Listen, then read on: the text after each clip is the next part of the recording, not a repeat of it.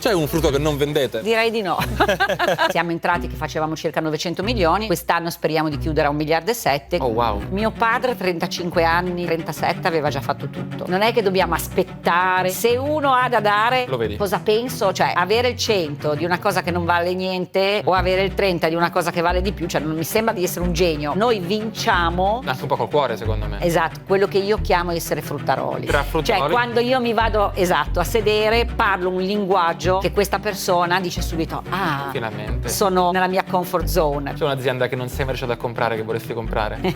Sì, ma non te lo posso lo puoi dire. È price sensitive. È price sensitive. Lei è Raffaella Orsero, CEO della società che porta il suo cognome. Il gruppo Orsero è leader nella distribuzione di frutta e verdura in Europa, con oltre 850.000 tonnellate commercializzate ogni anno e ricavi attesi per quest'anno di 1,7 miliardi di euro. Il gruppo, nato da una piccola attività del nonno di Raffaella, si è quotato nel 2017 alla borsa italiana e la famiglia Orsero, nonostante sia ancora il principale azionista del gruppo con un terzo delle azioni, ne ha ceduto il controllo alla borsa, un caso molto raro per le aziende a conduzione familiare italiane. Anche per questo però il gruppo continua a crescere di anno in anno senza mai fermarsi, sia tramite acquisizioni sia in maniera organica. Ad oggi ha più di 2.000 dipendenti, di cui il 20% ha meno di 30 anni, lavora con 2.400 produttori agricoli sparsi in tutto il mondo e commercializza più di 300 prodotti tra frutta e verdura. E così mi sono svegliato al mattino presto per incontrare Raffaella all'Orto Mercato di Milano, che apre in realtà alle 2 di notte. Ci siamo fatti un giro tra la frutta e poi siamo anche andati negli uffici veri e propri, dove le ho fatto qualche domanda. Ma iniziamo dal mercato. Buongiorno. Buongiorno, Come ciao. va? Tutto bene? Tutto bene, grazie. Allora, benvenuto. Raccontami un po' dove ci troviamo. Ci troviamo a Milano, all'Ortomercato. Questo è lo stand di Frutital, che è l'azienda più anziana del gruppo, e dove tutte le notti vendiamo a tutti gli ortolani di Milano tutto il nostro prodotto. A che ora iniziate qua? Allora, vengono a lavorare alle 3:30, incominciano a preparare quello che si chiama mostra, questa cosa che tu vedi, e poi vanno avanti sino alle 7:30, 8 del mattino. Okay. Tutti i giorni, esclusa la domenica. Ok, fammi fare un giro, fammi vedere un po' i prodotti che vendete. Allora, i prodotti sono divisi per area. Noi abbiamo tutto, dall'aglio che tu vedi qua allo zenzero. Sì. C'è di tutto. I prodotti diciamo che sono divisi per nazionale, che quindi vuol dire produzione italiana, sì, che quindi sono tutti i produttori italiani che ogni notte mandano i loro prodotti direttamente. Poi ci sono i prodotti di importazione. Vienimi dietro, attento anche, che è un po'. Questo vedi è prodotto di importazione, gli ananas, meloni, Costa Rica, le banane, tutta roba che viene diciamo dall'altra parte dell'oceano. Poi ci sono dei prodotti che sono cosiddetti europei, quindi Belgio, verdure, Francia. Sono divisi per provenienza. Il kiwi che tu vedi là della Nuova Zelanda, non c'è un'origine che manca, qua c'è il mondo. La Cina. C'è un frutto che non vendete? Direi di no. Qual è il tuo preferito? In questo momento il caco. Il caco. Poi il mango per esempio lo abbiamo via aerea e via nave. Qual è meglio? E non è meglio. Via aerea ci mette 2 giorni, il via nave ce ne mette 15. Allora, Quindi- bene. sì, però Dove arriva il costa di mango? più. Gira Perù, Colombia, Brasile, Israele, tutte le origini. A seconda del periodo le origini cambiano. E chi è che viene a comprare qua? Ti vendoli gli ortolani, oppure quelli che noi chiamiamo provinciali, che sono dei mini grossisti che dalla provincia vengono e poi riforniscono a loro volta ai negozi che non riescono a venire qua. Allora, un'altra domanda, qual è Sì. il prodotto secondo te che va per la maggiore, sai i dati? Allora, in questo momento non è che va per la maggiore, però che cresce di più a doppia cifra è l'avocado. Vieni a vedere. Tu da quanti anni è che frequenti questi mercati? 30. Guarda, vedi? Eh sì, avvocati. Guarda che distesa. Avocati di ogni tipo, tra l'altro. Esattamente, perché è entrato proprio nel consumo. Avocado Hass, no? Si Sì, chiama. sì, si chiama avocado. Quello no, Quello vedi, no. quello è verde. È diverso. Questo Questo è l'AS. Questo è l'Hass, che è anche il mio Esatto. preferito. E anche questo c'ha tantissime origini, eh. Quante persone girano in questo mercato? Mi fai una domanda? Migliaia, penso. Tutte le nazionalità, tutte le etnie. È proprio il bello di questo lavoro. Almeno è quello che piace a me. Senti un po', qual è la parte più difficile di questo lavoro? Proprio qua al mercato? Beh, tanto è un lavoro duro. Si parte di notte. Non è banale, perché sai, io magari vengo ogni tanto a vedere, ma chi deve venire tutte le notti di tutta la vita è duro. Praticamente sei all'aperto, Sì. quindi fa freddo. Poi è duro perché cioè, il cliente viene, vuol vedere la merce, la tocca, ha fretta. Sì? Ma negoziano i clienti, si mettono a trattare? Certo, assolutamente. Quasi trattare i clienti, no? Certo, ogni collo è negoziato. Non solo prendere persone brave e precise, ma anche dei bravi negoziatori. Ah no, è la base. Precisa non serve, serve che negozino. Devono decidere se dire sì o no. Il costo non esiste, c'è il prezzo di vendita. Il prezzo non lo fa il mercato. Esattamente. Letteralmente. Immagino questo sia un mercato della Sì. Orsero SPA. Sì, in Italia siamo presenti Milano, Verona, Firenze, Bologna, Pescara, Roma, Cagliari. Poi a Poi Roma c'è anche un mercato del genere? esattamente uguale. Una volta era in centro città, adesso è a Guidonia ed è diverso perché è diurno. Ah. È l'unico diurno in Italia. Ci sono riusciti a Roma. Sono stufati di andare di notte. La vostra fonte di vendita principale ai mercati? No, E 50%. l'altro 50%? Supermercati. Questa è un po' la nostra unicità. Noi abbiamo sempre lavorato per mantenere i due canali. E frutta italiana e non italiana quale pesa di più? 25% è frutta italiana, 75% è frutta import. I Ma clienti- perché? Ti spiego. La frutta italiana in mercato la vendiamo, mentre la frutta italiana ai supermercati i produttori vanno direttamente. Quanto è grave un giorno di mercato chiuso per qualche motivo? A Milano sono 100.000 euro al giorno. Che vacca. L'ananas, vabbè, la particolarità, tanto che è un prodotto che cresce, non ha stagione, Ok. cresce 52 settimane all'anno e cresce principalmente in un paese solo, la Costa Rica. Ah, wow. Wow! Sono stato un mese in Costa Rica. È il primo produttore al mondo perché questa varietà è un ibrido che si chiama MD2, è stato inventato in Costa Rica, ci sono le condizioni climatiche dove cresce meglio, poi è piantato anche qualcosa a Panama, qualcosa in Africa, arriva tutte le settimane con la nave, ci mette 15 giorni ad arrivare e è un cespuglio, non so se la gente lo sa, non è un albero. Sì, sono cespuglietti. Sono cespuglietti perché è una brominacea. Qua tu lo vedi così, però ne facciamo tantissimo anche tagliato perché Sì, per il supermercato. la difficoltà di questo frutto è proprio il consumo, non la fruibilità. Io penso che non compro l'ananas perché è faticoso per me da tagliare. E infatti quello Sì. cubettato, Quanto pesa la logistica sul business di Orsero? la metà, 50%. Infatti, è pesantissimo. Sì. Ma poi bisogna anche sfatare il mito che la frutta costa cara, perché se tu pensi appunto che un frutto come l'ananas che viene dall'altra parte del mondo deve viaggiare 15 giorni, arriva qua e poi se va bene lo vendo a 2 euro, 1,50 euro. Non è che costa cara, siamo noi abituati a vederlo qua e pensiamo che sia normale. Però se io ti dico quanto costa al chilo un biscotto, tu non lo sai. La prossima volta che vai al supermercato prova a guardare il costo al chilo di un biscotto e il costo al chilo della frutta. No, certo. Ecco, sai, devi anche considerare, c'è lo scarto. Ah, voi di quella che arriva quanto scarto poi siete costretti? Mediamente cerchiamo di stare sotto il 2%. Ah, beh, Noi, e però poi chi la compra da voi? il fruttivendolo se la deve portare in casa, se non la vende oggi, non la vende domani, poi la deve buttare. E quindi quello è considerato nel fare il prezzo. Esiste un frutto che non vendete che vorresti vendere? Oppure che il pubblico italiano non apprezza che tu vorresti che apprezzasse? Tipo la guava. No, stiamo lavorando tantissimo su quello che noi chiamiamo etnico. Ecco, forse l'etnico, che non è l'esotico, è una piccola percentuale che sta crescendo sempre di più. Tipo cos'è un ma frutto etnico? Non so nemmeno dirti i nomi. Tipo il licis? Non lo so. No, il licis è esotico, lo facciamo da sempre. Il paciò. Ah, il paccioi, certo. Non Il mi viene- paccioi che è il cavolo Ecco, cinese, no? esatto. Il cavolo cinese è etnico? È considerato etnico perché noi non lo consumiamo, non nel nostro consumo, però quando i clienti vengono ce lo stanno richiedendo e quindi sono diciamo tutti nuovi fornitori. Noi nel mondo abbiamo 2400 fornitori. Infatti da noi uno dei requisiti è quello di in qualche modo parlare le lingue, ma soprattutto il bello e forse anche la parte difficile è quella che devi entrare, cioè comprare il kiwi da un signore della Nuova Zelanda o comprare l'avocado da un peruviano, non è la stessa cosa. Devi Culture riuscire diverse. completamente e devi riuscire a entrare in sintonia con queste persone, anche perché molto spesso la frutta non ha un costo ma viene mandata, cioè loro ce la mandano, noi la vendiamo e poi ci mettiamo d'accordo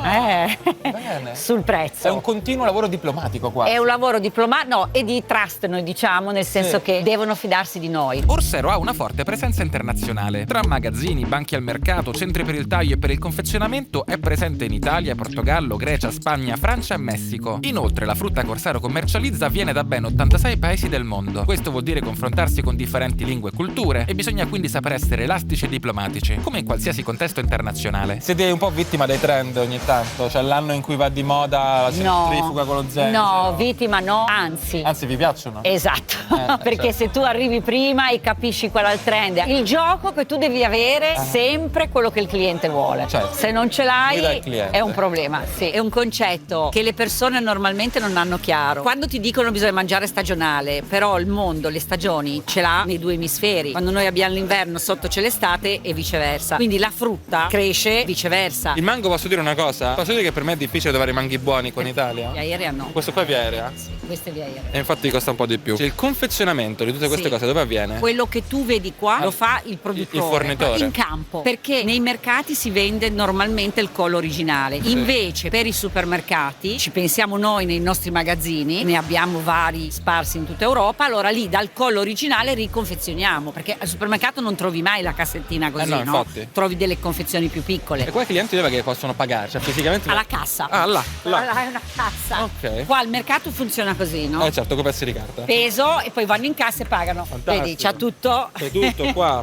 tutto nel database, tutto Esatto. digitalizzato. Quando c'è movimento, il cliente ha fretta, perché hanno tutti fretta, perché poi certo. devono andare in Si corre, città, si in corre. negozio, preparare. Non vogliono aspettare. Pezzo di Quindi, carta. Si va sul sicuro, Esatto. sono abituati così. Ognuno è specializzato in qualcosa, perché non si può sapere tutto di tutto. Cioè, è veramente certo. difficile, no? Sono tanti. Sì. È giusto, gli articoli Sei sono in tanti. Italia adesso. Esatto, questo è il reparto Italia. Questo qua è uno che ha comprato. Sì, viene portato all'esterno dalla cooperativa dei facchini, lo portano e lui col suo mezzo se la Allora, porta il suo via. camion se lo porta via. È andata bene Giovanni, non è morto, non è successo niente. Lui è il nostro, non dorme da una settimana perché vieni te. Visto che ambiente, che mondo strano. Sbatti, Infatti, di notte. Di notte, sì. Di notte cosa succede? Nel frattempo è sorto il sole, giustamente. Io stamattina incominciano, mi chiedono l'aglio. Cosa vuol dire? Che gli altri non hanno aglio? E quindi tu lo puoi vendere di più. E per forza vengono, lo vogliono. E quindi alzo. Questo esercizio viene rinnovato ogni notte. È come se voi foste la borsa della Bravo, frutta. te lo lasciavo, hai capito, questo è il concetto. È esattamente così. È come comprare e vendere in borsa, solo che compri e vendi. Vendi frutta Vendi e voi fate il mercato. A quel punto, dato che si era fatta mattina, erano circa le 7:30, ci siamo diretti negli uffici per farci una chiacchierata. Arrivati negli uffici scintillanti di Orsero, mi sono goduto un po' l'alba con la vista su Milano e prima di chiacchierare Raffaella mi ha fatto fare un giro e mi ha offerto un succhino di loro produzione. Questo qua, arancia e fragola. Qua è una delle vostre navi. Sono in servizio dal Centro America al Mediterraneo tutte le settimane, ruotano e portano banane e ananas. E quanta logistica, diciamo, esternalizzata e quanta avete interna? Beh, a parte le banane e ananas la facciamo noi con i nostri altri, perché però sono 52 settimane all'anno. Perché la banana è il frutto più È il consumato in Italia. Tutto esportazione, cioè importazione. Assolutamente sì. Non ci e sono- anche l'ananas. In Italia non si producono banane. No. E sono frutti super consumati. Assolutamente sì, e arrivano tutte le settimane. Qua abbiamo la logistica integrata. Invece tutto il resto dei prodotti no. Diciamo che banane e ananas più o meno sono circa il 30%, un po' meno del nostro fatturato, tutto il resto invece non lo trasportiamo noi. Quindi quando dicono no perché il mango è di esportazione, in realtà la banana che mangiano tutti è anche quella lo è. Assolutamente sì, è importata È importata. dai primi anni 50. A quel punto era il momento di chiederle la sua storia a partire dalle origini. Mio nonno aveva un piccolo ingrosso di frutta, caricava pesche in Liguria e le portava sul mercato di Milano, però mio padre intuisce che nell'Italia del boom degli anni 60 la gente avrebbe avuto più possibilità di spendere e comincia a cercare frutta nuova, varietà nuove per ingrandire questa piccola attività che era di mio nonno. Alla fine degli anni 70 firma un contratto con la multinazionale del Monte per la distribuzione di banane e ananas in Italia. Dall'Italia compra un'azienda in Francia, poi ne compra una in Spagna. Questo quando tu eri piccola? Sì, quando io ero piccola e diciamo quando io avevo 25-30 anni. Poi mio papà manca in maniera prematura a 69 anni nel 2006. Abbiamo passato qualche anno di difficoltà perché il gruppo andava molto bene. Diciamo che c'è stato un uso della leva non controllato. Era un po' indebitato. Quando mio papà è mancato no, ma successivamente abbiamo intrapreso tante cose che erano un po' fuori dal nostro core business, alcune delle quali non sono andate bene, quindi abbiamo passato un momento di difficoltà dal quale poi siamo usciti, oggi posso dire più che brillantemente, perché la quotazione ci ha aiutato a risolvere questi problemi. Quando vi siete quotati? Ci siamo quotati all'AIM nel 2017. E sei soddisfatta di questa cosa? Sono molto soddisfatta perché mi ha consentito Raccogliere capitale. risolvere il problema che avevamo e mi ha dato la possibilità di continuare a investire. Sono state dismesse tutte le attività che non erano core, siamo ritornati al nostro core che è la frutta e verdura, sulla quale io sono molto devi fare quello che sai fare, e da lì è ricominciata la crescita perché siamo entrati che facevamo circa 900 milioni, quest'anno speriamo di chiudere a 1,7 miliardi, quindi Oh wow, cioè negli ultimi anni? Sì. Pensavo, fosse un mercato stabile. il mercato non è un mercato che cresce, è un mercato abbastanza stabile. Però voi Noi crescete. siamo cresciuti. Che non è facile. No, beh, non è facile. Noi siamo cresciuti, abbiamo guadagnato posizioni, abbiamo fatto un po' di M&A, Certo. perché nei paesi dove non eravamo presenti come volevamo essere presenti siamo andati a comprare delle aziende, ad esempio la Francia, che è un paese in cui noi eravamo presenti dagli anni '80, però non avevamo per esempio il canale che noi chiamiamo tradizionale, i mercati come quello di Milano, e abbiamo comprato un'azienda storica che ha 12 posteggi nelle principali città di Francia e quindi abbiamo ribilanciato la nostra presenza a GDO e mercato tradizionale. Stessa cosa abbiamo fatto in Spagna, però anche organicamente cresciamo più del mercato. Voi dicevate quest'anno proiettate un 500 milioni sull'Italia, 500 sulla Francia e il Più o resto meno, mondo? sì. Ok. Diciamo che l'Italia oggi pesa per il 30% e l'obiettivo Questo è sarebbe buono. quello di andare negli Stati Uniti. Dove la frutta costa caro. Noi siamo presenti Grecia, Italia, Francia, Spagna e Portogallo, quindi il sud dell'Europa. Il nord dell'Europa è un mercato un pochino più complicato e anche per bilanciare il rischio stiamo cercando un'opportunità negli Stati Uniti. Tornando al passato, quindi tu sei cresciuta nell'azienda mentre l'azienda cresceva? Sì, assolutamente sì. Com'è stato? Quando eri piccola eri circondata dalla frutta? Come funzionava? Io dico sempre che mio papà l'ho conosciuto quando ho incominciato a lavorare. Perché lo vedevo poco. Certo, che lavorava tanto. Lavorava tanto, lo vedevo passare, mi diceva: che classe fai? Diciamo che la crescita per noi è come un mantra, nel senso che appunto essendo un business dove non inventiamo niente, è un business povero perché Sì. i margini sono bassi. Certo, un business di intermediazione. Esatto, i margini sono molto bassi, il volume fa la differenza, la dimensione fa la differenza. Però su certi prodotti che hanno maggiore valore aggiunto cerchiamo di spingere di più e questo ci ha fatto crescere anche in termini di marginalità, perché noi nel settore mediamente abbiamo una marginalità che è un po' più alta di quella del settore. Quando sei entrata in azienda? Sono entrata a 25 anni e quindi l'ho conosciuto lì. Il mestiere come lo hai imparato? Facendo. Tu hai vissuto Ho in iniziato vendendo banane e ananas, l'ho fatto per tanti Quanto era anni. grande l'azienda quando sei entrata tu? Quanto faceva? Era in lire. Era un inizio anni 90, no? Quando io ho iniziato a lavorare era il 1993, adesso non lo ricordo esattamente, però avevamo al nostro interno una compagnia di navigazione che si chiamava CCL, Costa Container Line, che poi abbiamo venduto, che da sola fatturava 400 milioni, quindi Comunque eravate grandi. di frutta 600-700. Ok. Sì, era già un'azienda molto grande, in Italia è l'azienda più grande, Certo. lo è sempre stata. Lo è sempre stata. Sì. Torniamo sul passaggio generazionale, che vabbè, l'Italia è fatta da imprese familiari, Sì. quindi è un tema, diciamo, caldissimo da sempre, è molto difficile. Spesso succede che il padre di famiglia rimane al trono troppo tempo, in questo caso, vostro malgrado, siete stati costretti a Assolutamente sì, con una successione che non era prevista. Esatto. Non era stata programmata, è stato abbastanza traumatico. Tu hai un fratello. Ho un fratello e una sorella. Mio fratello lavorava in azienda, adesso non lavora più in azienda. Tu avevi E- la vocazione rispetto agli altri due fratelli di dire No, voglio... mio fratello è più grande di me, aveva incominciato prima di me, però poi siccome le cose non sono andate bene, diciamo che Avevi le competenze giuste. non lo so se avevo le competenze giuste. A me piace dire che di fatto io non mi sento molto competente, non mi sento molto imprenditore. Ma dai. No, vabbè, Se però... non sono andato al mercato mi hai... Guarda, la cosa che dico io,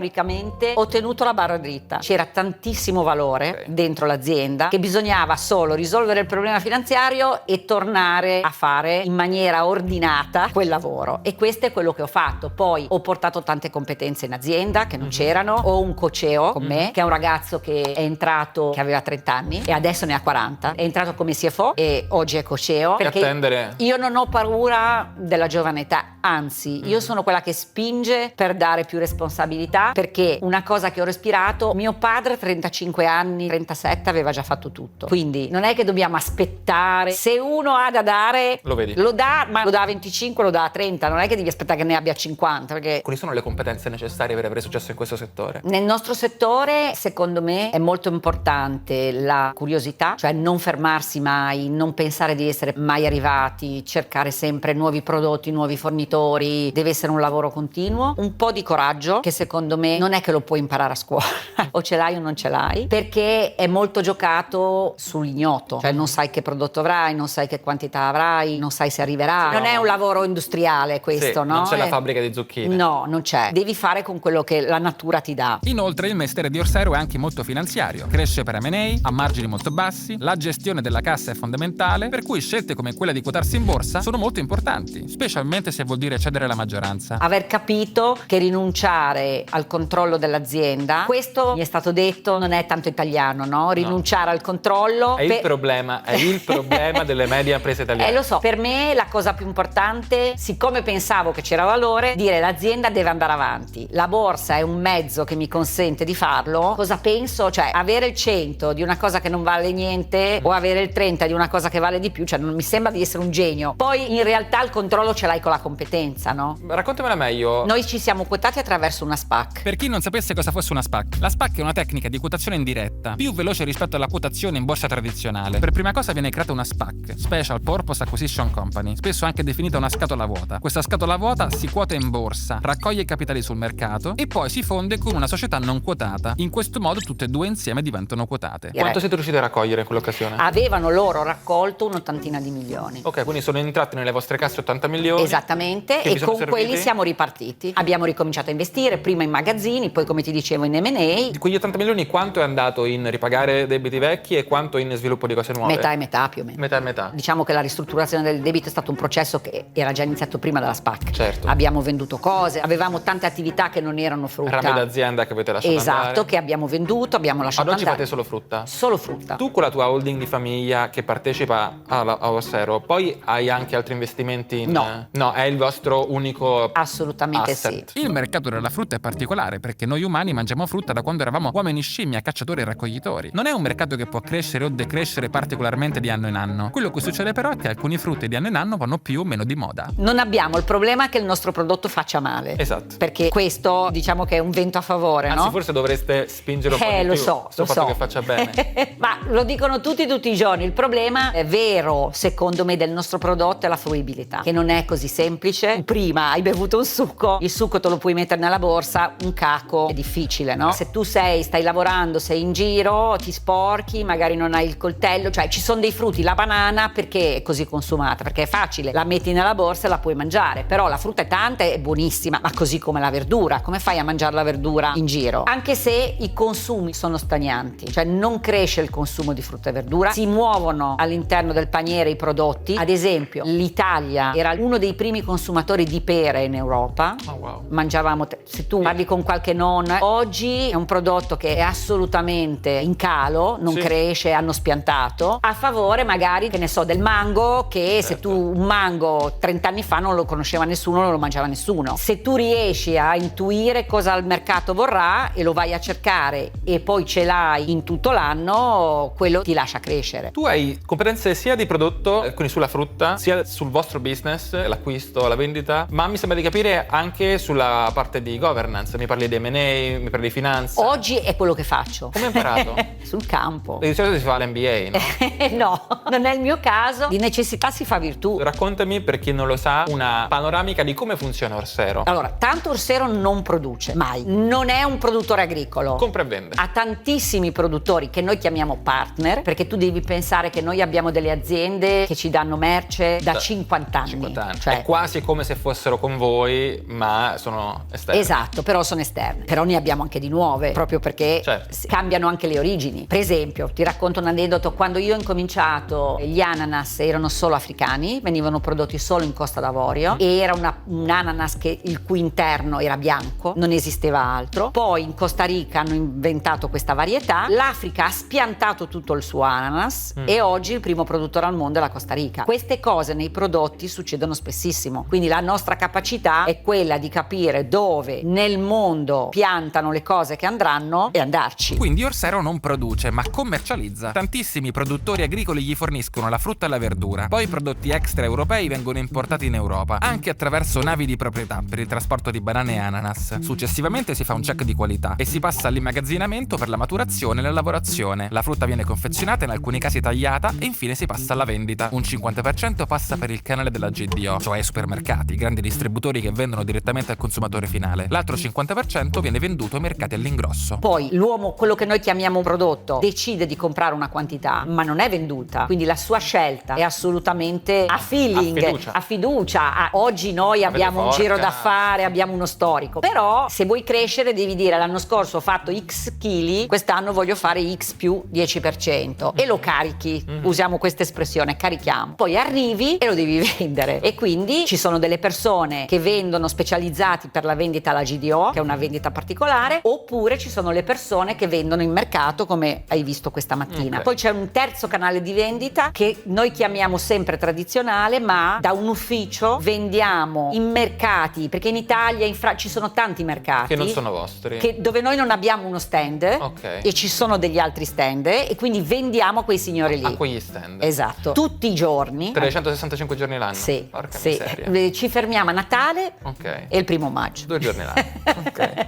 Ok. Sì, la gente mangia sempre. E poi, perché si dimentica, non è un prodotto industriale, è un prodotto fresco, deperibile. Poi stocchiamo, ci sono prodotti che puoi tenere. Le mele durano tanto. Le mele le fanno durare Ho tanto. una mela che è a casa da un mese, me la sono mangiata l'altro giorno. No, era le buona. mele durano di più. In atmosfera controllata le tengono un anno. Porca miseria. Ok, ma adesso torniamo a Raffaella. Qual è stata la cosa più difficile che hai dovuto superare? Dico la verità, non ho mai sentito una reale Mhm. difficoltà. Ho sentito fatica, esserci presente sempre. Hai lavorato tanto? Penso di aver lavorato tanto, sì. Lavori- Però con piacere, molti non ti anni. posso dire. Gli M&A, per dire, sono stati facili o sono stati complicati? No, sono complicati perché siccome la borsa non ci riconosce il valore che abbiamo, noi abbiamo un multiplo implicito, 4, 4,5, il multiplo sull'EBITDA, Sull'EBITDA. che però quando tu vai a comprare un'azienda, Cosa fate nel l'EBITDA? nostro settore ti chiedono 6, 7, e quindi se tu giri a 4, 5, offrire 6, 7... Sei svantaggiato quando fai... siamo svantaggiati, quindi questa è stata una difficoltà. Tu non vorresti provare a fare il contrario, adesso a riprendere il controllo e delistare così da avere dei... Sì, dovrei avere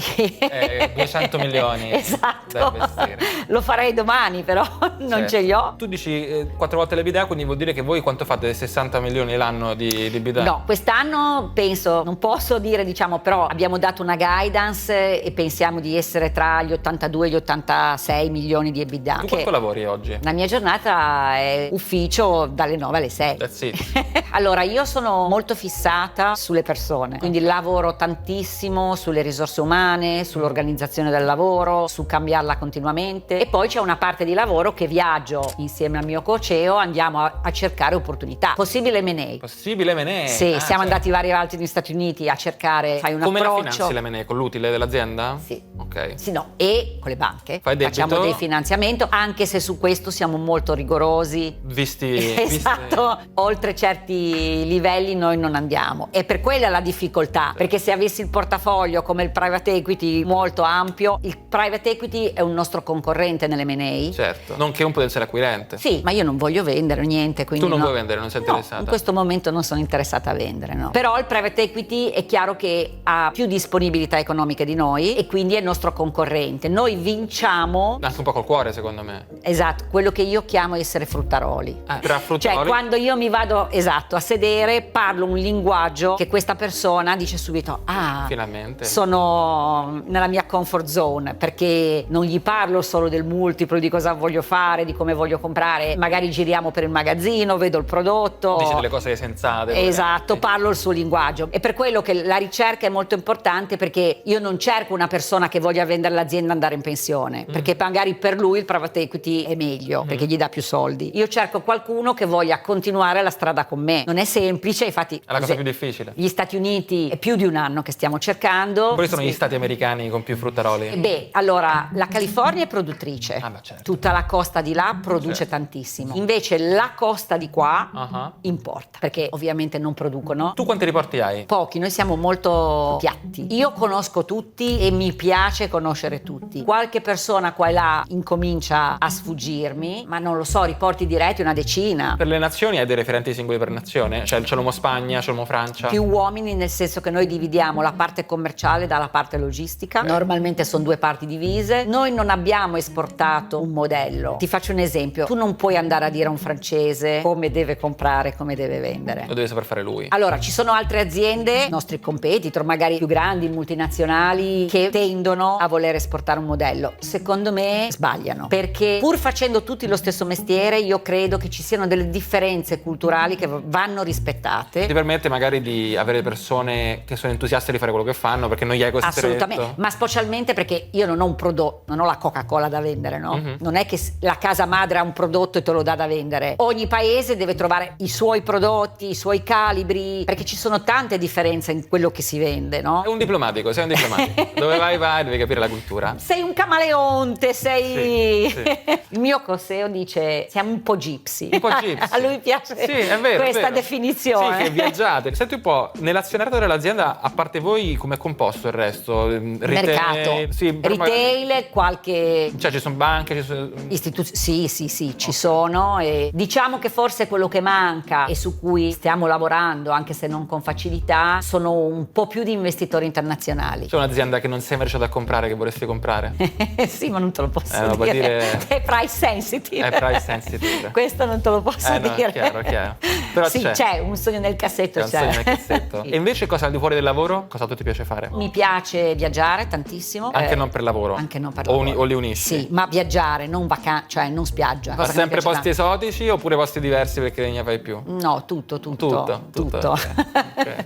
Il mondo è grande, eh? Sì. Non l'ho ancora visto tutto. E poi mi piace l'arte tantissimo. Vorresti che i tuoi figli lavorassero in un'azienda oppure non te ne importa niente? No. Ti decidessero loro? Sì. Ok, non no, hai... no. Non hai il pallino che vuoi il passaggio dello scettro? Assolutamente no. Io ho solo un figlio, ma è un bel mondo, No, certo. è un mondo divertente, è colorato, vedi tanta gente. Per esempio, in Italia, Sì. il ragazzo che compra l'avocado, e oggi l'avocado noi facciamo quasi 50 milioni di avocado, Oh, wow. è un ragazzo che ha la tua età. Ah, pensate. Cioè non è che è divertente anche, no? Sì. Puoi, se hai la capacità, gestisci Cose importanti. importanti. Ti fai valere. Sei il responsabile della marginalità di quel prodotto, cioè il conto economico di quel prodotto lo devi portare a casa tu, no? E poi è divertente perché agi, vai a vederlo, prendi l'aereo, vai a vedere i produttori. Non lo so, io lo trovo affascinante a modo suo. 1000 volte E- questo che finire a fare il consulente per quanto mi riguarda. Io ho scelto, cioè mi ci sono trovata, però ho detto a mio papà voglio provare a entrare in azienda. Se lui mi dice voglio provare a entrare in azienda, Fai come proverà fa a tuo entrare in azienda. Non mi interessa passarla, mi interessa che prosperi. Sono arrivati acquisizioni potenziali acquirenti dall'esterno a dirvi voglio comprare tutto Orsero? No, così no. Tanti fondi, perché il valore era basso, ci hanno approcciato, però non si è mai concluso niente. Il tuo frutto preferito me l'hai già detto? Forse sì, ma non ce l'ho io. Tu mangi frutta? Mangio tutto, sì. Il frutto che poi non riesci a mangiare? Mangi tutto di frutta? Sì, non mangio pesce. Scoprire dietro le quinte del mondo della frutta è stato veramente interessante. Alcune cose io le do per scontato, vedo un frutto al supermercato o al mercato e mi sembra normale che sia là e non penso a tutto il lavoro che c'è dietro. Ancora meglio se questo lavoro viene fatto da aziende familiari italiane, eccellenze del nostro paese, che tra l'altro sono sempre alla ricerca di persone di talento, perché per fare carriera non bisogna per forza andare in azienda tech o in consulenza, ma c'è modo di farsi valere, anzi forse di più, anche in queste aziende, che magari offrono un lavoro anche diverso dal solito.